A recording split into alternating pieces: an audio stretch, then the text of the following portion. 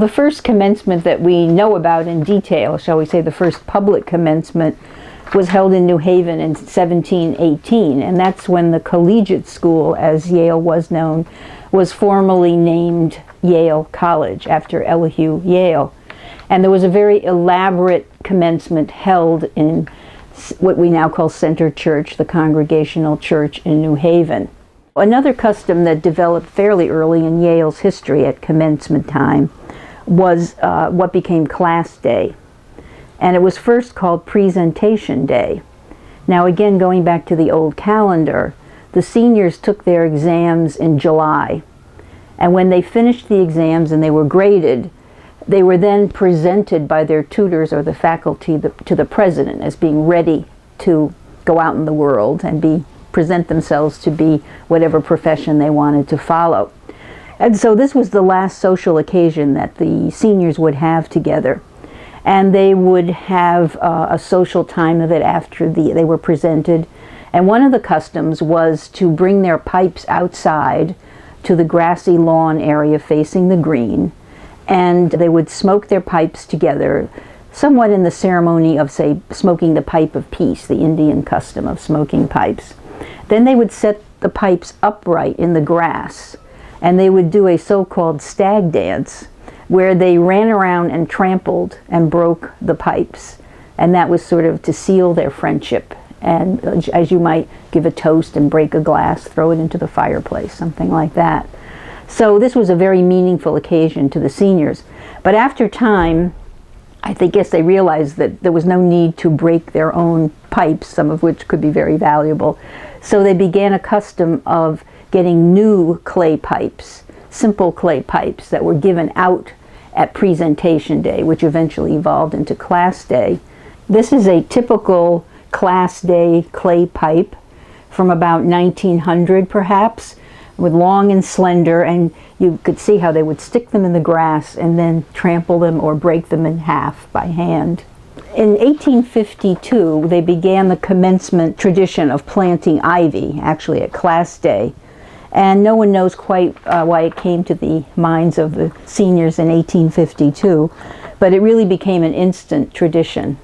And every year the seniors would plant ivy by the old library in the old campus.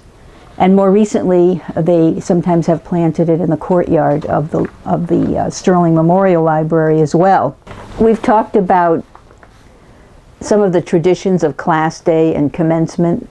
Some of the traditions of commencement go back to Yale's founding in 1701. But in recent years, new traditions have evolved as well. For example, instead of clay pipes and smoking tobacco, the students often blow bubbles with their pipes. And also the students have started decorating their academic mortar boards with a variety of things. On Class Day, sometimes it gets to almost the comic or the extreme, with students wearing everything from stuffed hats to scenarios carried out like a stage setting on their hat. But it's so popular that even the faculty have joined in.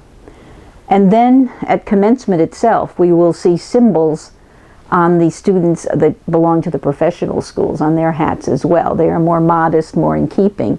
But for example, the forestry school students will often put ivy or some greenery, symbolic of the forestry school, on their hats. The traditional commencement march assembles on the cross-campus lawn in front of Sterling Memorial Library and marches out to Elm Street, down across the green, around Center Church, and back across into the old campus. Many people wonder, why is this done? Why are we marching through the green? And the answer is that it is to honor the place where so many early commencements were held, at the Congregational Center Church on the Green in New Haven. A major Yale tradition, not only at commencement and Class Day, is the singing of the alma mater, Bright College Years.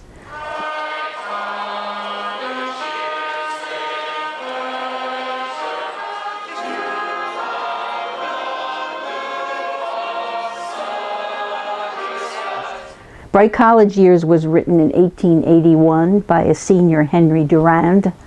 They thought that Yale needed a song, a special song of its own, and he presented the air, a German patriotic song called Watch on the Rhine, which they said, well, that's a great tune, can you write something to it? And in one afternoon he wrote Bright College Years.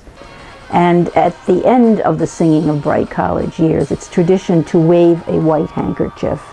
And that is also a very nostalgic sign of leaving Yale and coming back to reunions.